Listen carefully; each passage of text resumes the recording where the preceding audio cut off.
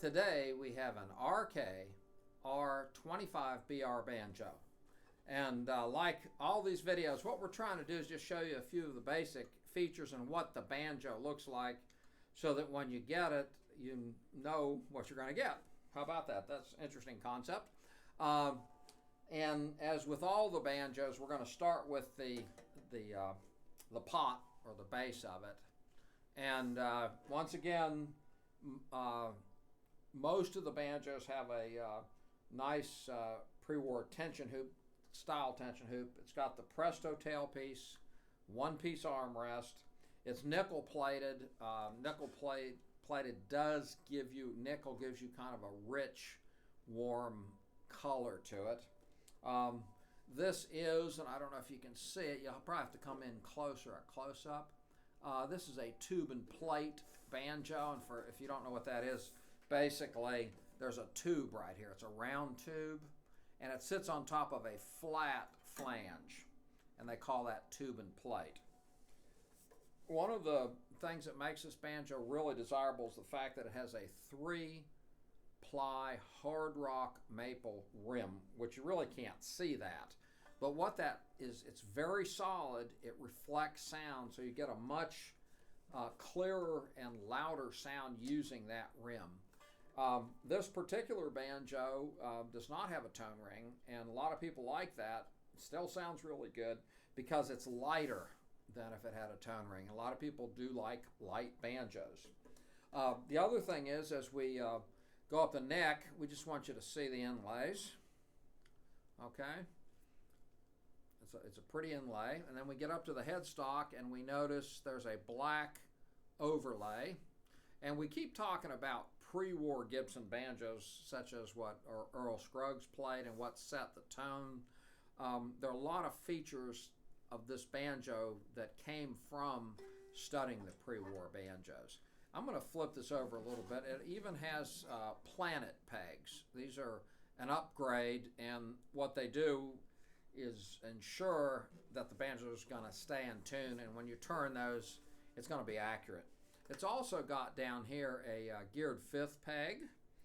I'm going to turn this banjo over here, and what you're going to see is a hand-rubbed finish, which is a satin finish.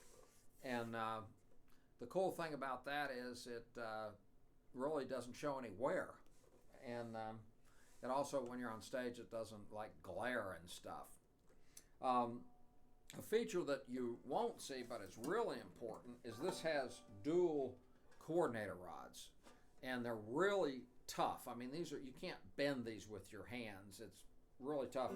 And what they do is they fasten and pull the neck onto the body. And this has two results. One is that the sound transmission from the banjo to the neck is really solid, so you get the maximum amount of sound. And the second thing is that the banjo is solid, so it doesn't go out of tune, because there's nothing that will bother you more than a banjo that keeps going out of tune when you're trying to play. So this banjo is solid, and that's most of it. Now, there is a hard shell case that comes with the banjo when we sell it, okay? And I'm going to show you what that case looks like. It's a really nice Guardian case. Here it is, hard shell case. Looks great. And has a nice plush interior. So anyway, that's the case. And once again, we want to make sure you're really happy and you get exactly what you want.